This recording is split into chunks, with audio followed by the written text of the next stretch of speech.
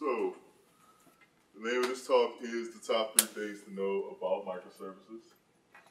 As you all know, just a brief talk about who I am. My name is Darius.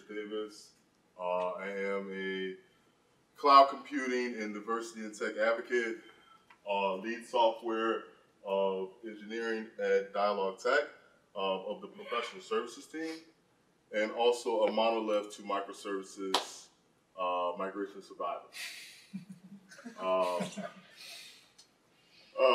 Actually, give me one brief second here.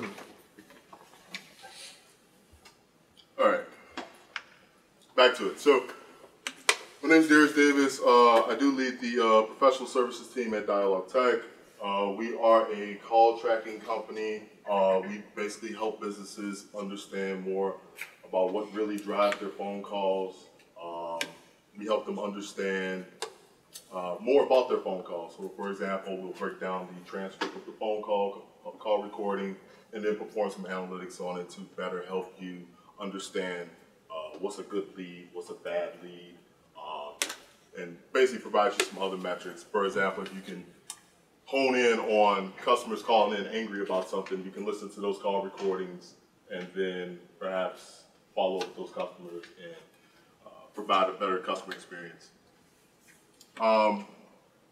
So basically, if that sounds interesting, definitely visit dialoguetech.com. That's my pitch for Dialogue Tech.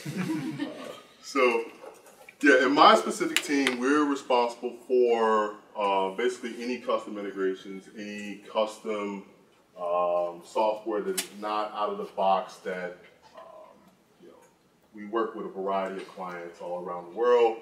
So anytime that there's not something that is available out of the box, something that is not in our suite of products, they engage my team, we scope out the project, and we build our custom solution for them. So that means we get to work on a lot of unique products and a lot of different APIs and various different projects and various different use cases.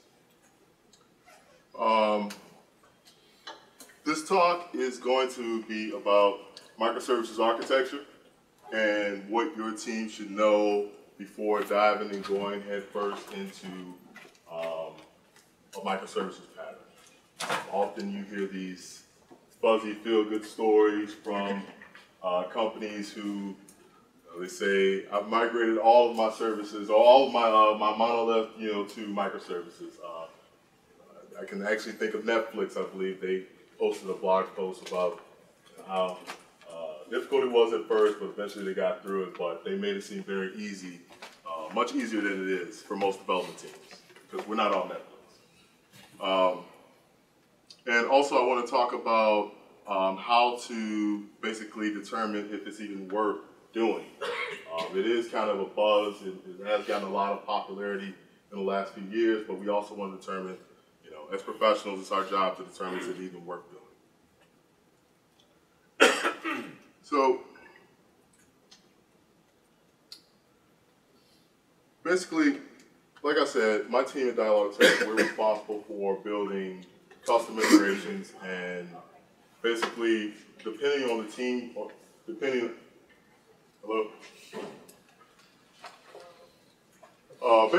on the client, their use case is different because we're working with a variety of businesses. So that means that we have to build each project kind of independently, right? They don't really have to intersect with each other. However, up until about a year ago, all of our projects were housed in the same code base, the same large monolithic Zen framework code base. And what I mean by that is they were sharing the same libraries. They were sharing the same APIs, the same data stores. And what problem that posed for us was that it became very tricky to deploy these different projects individually without potentially disrupting others. How many people in here use Composer? So this this monolithic code base is basically sharing all the same composer dependencies. So what happens when you need a new feature in a composer package, and you decide to update composer, you can potentially break other features in these other projects. So that's something that we wanted to avoid, and we began to think about that, and we said, okay, how can we begin to decouple these projects? How can we begin to, because also our team was beginning to expand. So we had a variety of developers working on these projects. So we began to think, well, how can we break these up so we can have, you know, for example, Frank, hope nobody named him Frank, but let's say Frank is working on this project and we just want him to just go hard on this project. We don't want him to potentially disrupt any other teams with his deployments or anything. You know, we kind of want to isolate Frank. With that being said, we can't really do that because Frank is potentially touching various different libraries and various different shared code. So I can think of pros and cons to basically breaking our application up. And then I could think of, you know, like I said, I could think of the pros and I could also think of the cons. But we ended up deciding various different things, and what we decided as a team is what I'm going to talk about today, and it's what helped me write this talk. So, what are microservices? Microservices are loosely coupled applications that can be developed, deployed, and scaled without disrupting other services, in a nutshell. Think of them all. It's comprised of many different stores. They each have their own inventory, their own management, they're very independent. However, they're a part of an overarching service, which is the mall. Without these independent services, these stores, there will be no mall. So let's apply that to an application like YouTube. You have a service for uploading, you have a service for streaming, you have a service for commenting, service for signing up. I don't work at YouTube, but I can hypothesize that they have various different teams and they are very independent. If there is an update that needs to be made to the commenting service, I'm very confident that it doesn't interfere with the upload service. And what that said is that these teams, much like the mall analogy I gave, is that they have their own development strategy. They have their own tooling. They have their own flavor of whatever operating system or language they'd like to use. They also have their own deployment routine. That's one thing to understand, that when moving to a microservices pattern and separating your teams, everybody will have the choice to use whatever flavor of operating system and deployment or whatever platform they want to use. Because the idea behind microservices is that you will separate your applications, you will separate your services, and you will put them behind something like a RESTful API. You will put them behind some type of messaging system. And I'll get a bit more into that in the next couple of slides.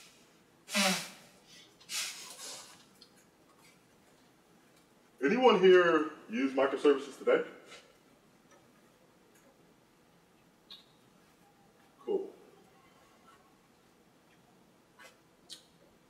How do you feel about my explanation of it? That's pretty good. It was the most concise explanation I've seen. Well, hopefully I'm just trying to hope that folks are getting something from this. All right. Let's see. So,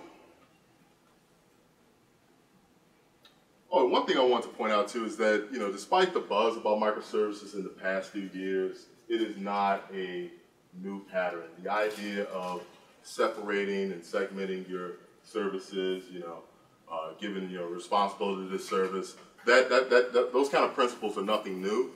In my personal opinion, I believe that these things have gotten more popular because of the cloud platforms that have emerged, the infrastructure that's available to developers now. You can now, as a developer, you can spin up all these different services and tinker around with things like you couldn't before. So that's definitely something to take note of as to why the idea of microservices has gotten quite a buzz in the past few years. This is what we don't want in moving to microservices. But this is what we want.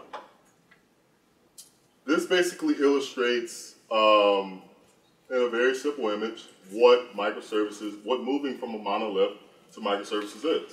You have this one solid application.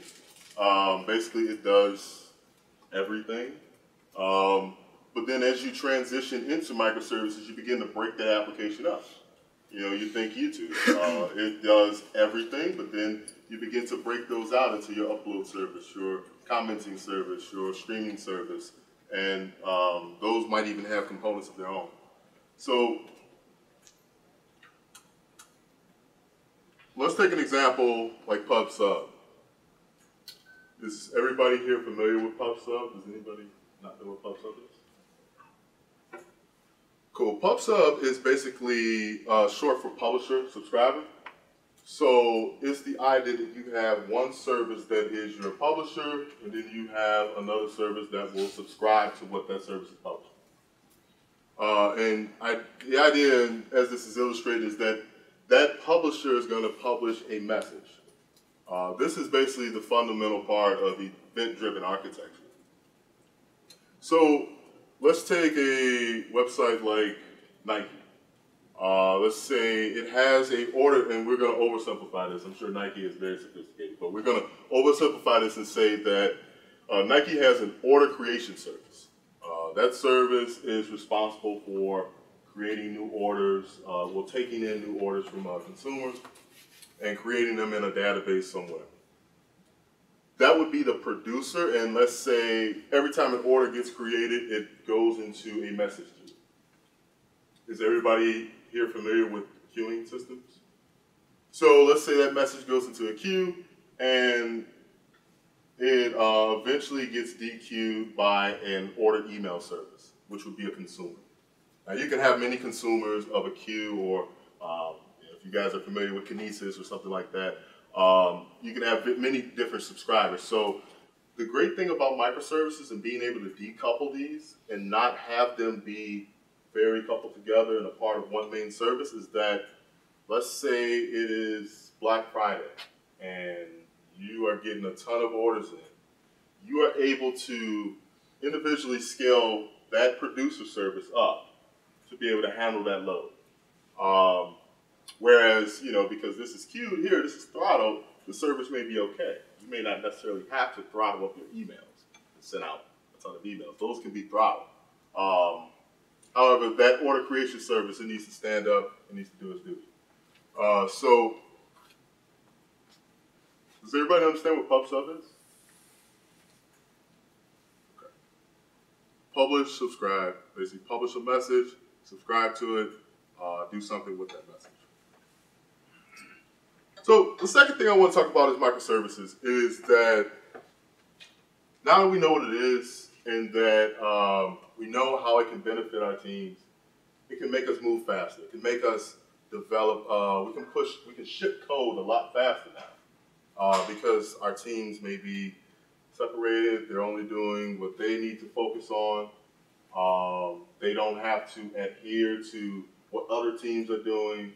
They don't have to follow the same code patterns. Literally, a team can just shuffle off into a corner and get things done and crank out their service and expose it for other developers or whoever to consume. However, it's best for greenfield projects, in my opinion. Just because you can doesn't mean you should. Moving monoliths to microservices is expensive and it can take years. As I said earlier, I'm a monolith to microservices survivor. And I said that up until 2 years ago, everything was very in a monolith. shorter terms. So that means that it took us a very long time to understand how to correctly architect a microservices pattern that made sense for our use case. These are a couple bullet points that, and I kept it very short. Use microservices if your service will be implemented and reused by other teams. Basically, what that means is if you are developing an API that can perhaps be used by multiple other services that can be consumed, by other users, absolutely. Break your service out into its own pattern. I definitely encourage that. Use microservices if they have a large app. If you have a large app and you believe splitting your teams would be beneficial, if you don't think it's going to hurt morale or by splitting your teams, or if you believe that your teams are too large, or you have a very large project and you think it would just be beneficial to separate them, I definitely think it's something worth looking at. However, remember the title, Best for Greenfield Projects. If you have a high user load and you need to scale services independently, anybody in here thinking of becoming the next Facebook, Twitter, YouTube? Basically, that is where I would definitely employ microservices, because those services experience a lot of fluctuation in traffic, different peaks and valleys in traffic. So definitely they need to be able to scale, and they need to be able to scale very quickly. Do not use microservices if you are limited on resources and budget to architect correctly. Architecting correctly does require a certain level of expertise, depending on the platform you're on. If you're on Google Cloud, you're on Azure, you're on AWS, you need staff that knows how to effectively craft those things and deploy them, and also babysit them as well, when things go wrong. We're gonna act like things never go wrong. So, the biggest, let me take a step back. When I say best for greenfield projects, is that I definitely encourage you to get your hands dirty on a new project when you're starting to get into architecting new stuff. Definitely don't dive head first into an existing project. Unless you're willing to suffer through the pains of the downtime and whatnot. I just, in my personal experience, I believe that it's best for new projects. Any project can really be broken into microservices. It all depends on how tightly coupled everything is. Depends on that determines the difficulty. But for the most part, everything can be broken into microservices.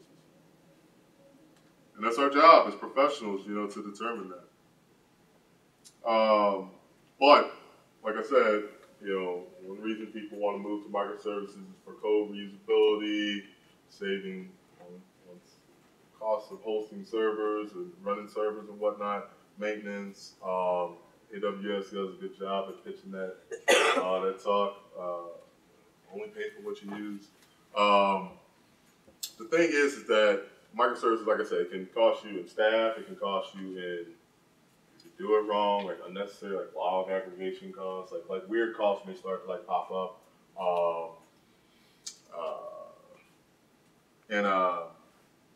Honestly, it can cost you more in computing.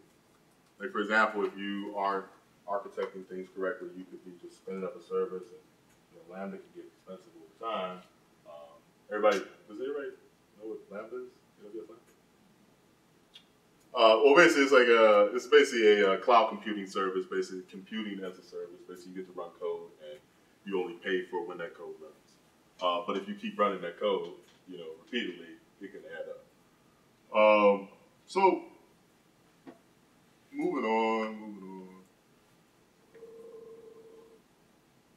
Sorry, y'all. I'm just having my notes in two different places. A little crazy. So, the third thing, the last point, because the topic is 3 things to know about microservices, is the importance of beautification. Does everybody in here know what polyglot is? Yes. Same coding, different coding languages, multiple coding languages. Multiple language, got it. So, like the whole idea of microservices is that you get to split these teams off and they get to do whatever they want, right? So, what happens when our boy Frank, who I brought up earlier, let's say he goes over there, he shuffles into his corner and he decides he wants to build his service in Java, Go, or something that no one else is using. He decides to use, I don't know, assembly, whatever, something, anything, whatever he uses. This is what Frank is in the corner building all kind of stuff. So what happens when Frank leaves? Frank decides to go pursue other opportunities and go build in Java elsewhere. You end up having to either rebuild that service, you end up having to either hire another Frank. Basically, it can be dangerous. But it wouldn't be so dangerous if all your teams are unified. If everybody is talking, if everybody is communicating amongst teams, if everything is properly documented, I feel like necessarily having someone coding in a different language is not the worst thing, but it's when they don't document what is going on and they don't follow proper patterns, it makes the code very hard to read. So another thing to think of too is that each of these services, they may not follow the same paradigm, the same deployment routine. This service may use code deploy, this service may use serverless, this service may use, I don't know, they may just be copying and pasting the files or something, who knows? I mean, it's really up to that team. That's the idea. But then I think that level of autonomy can be dangerous. But who at your company should have that responsibility of oversight? Chief product officer or director of engineering? Because there's no standards. I agree. So, I agree. It can be like the Wild West out there. So, I believe that each team should have a lead. Someone should be leading the development efforts and kind of keeping the folks in line. So, that team lead should be communicating and at least bringing his team to the table with other teams to say, like, hey, this is what we're doing. Because otherwise, what will begin to happen is, you got all these different teams doing different stuff. At some point, if no one's communicating, someone's going to push a breaking change to production. You're trying to consume this service, and something's going to happen. I've seen it happen, and it's going to be terrible. So, yeah, I definitely say, hey, every company has their different practices, but everybody should have like some kind of team lead or somebody, some kind of a dialogue that we used to call it the scrum of scrums. Basically, it would just be everybody would just come in a room and we would meet every week. We call it the town hall scrum. The town hall scrum? Nice. See, and everybody, all the development teams just come together and we all talk about what we're doing, and normally we'll have a head from each team, kind of just say like, hey, this is what we're pushing out, be aware, it may not even affect you, you may not care, but, I told you. That kind of stuff. So in outro, in closing of this talk is just a couple closing bullet points. Microservices pattern is a great way to decouple your application and ship features faster. Add flexibility to your development teams. You don't have to lock people into a certain language. Folks can come, you can hire more people. But just kind of keep a rope around it, kind of keep a wrangle on it. You don't really want to get too crazy. But understand that the staff you hire has to understand the concept of event-driven architecture. It can be a learning curve for some, and if it's not implemented correctly, it can increase dev and operational costs. And lastly, thirdly, unification between dev teams is extremely important. There's a guy, his name is Melvin Conway. He came up with this. He's like an old programmer from like the 80s, wrote a lot of assembly code. This guy, he came up with this concept called Conway's Law. It basically just says that software is only as great as the communication between the development teams. If you guys aren't talking and no one's like really communicating with each other, everybody's kind of just in a corner by themselves.